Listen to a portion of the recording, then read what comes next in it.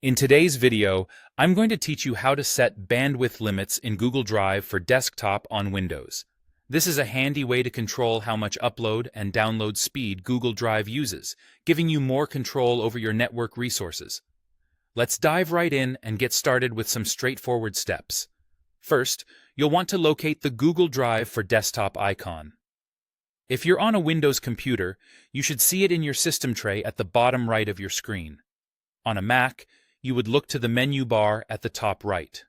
Once you've found the icon, go ahead and click on it.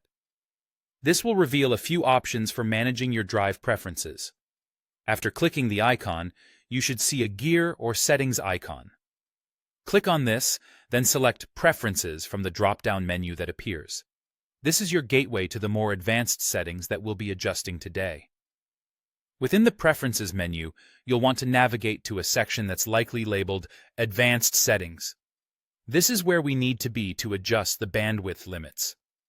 Now, the interface might look a little different depending on updates and whether you're using a PC or a Mac. Still, you'll generally find a section specifically for bandwidth, or perhaps something like network sound bandwidth, or even download rate, upload rate. The idea here is to find where these settings are congregated, so you can adjust them as needed. When you find this section, you'll notice there are options to limit both the upload and download rates. By default, these rates are often set to unlimited, to allow Drive to use as much bandwidth as it needs. But to customize this, look for the option that says Limit To. You'll see a radio button or something similar next to it. Clicking this will allow you to enter a specific rate for your uploads and downloads. Make sure to enter these in either kilobytes per second, KBS, or megabytes per second, MBS, depending on what the user interface requires. Set these according to your needs or based on your current network capability to ensure optimal performance. Once you've entered your desired limits, you'll need to save and apply these settings. Look for a button that says Apply or OK.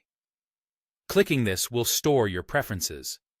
In some instances, you may need to restart the Google Drive for Desktop app for the changes to fully take effect.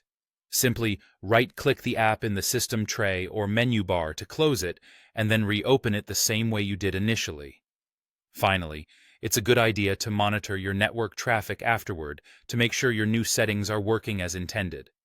You can use your computer's task manager or network monitoring tools to see the impact of your changes. And there you have it. You've successfully set bandwidth limits on Google Drive for desktop, allowing you to better manage your internet usage. Thanks for watching, and see you next time.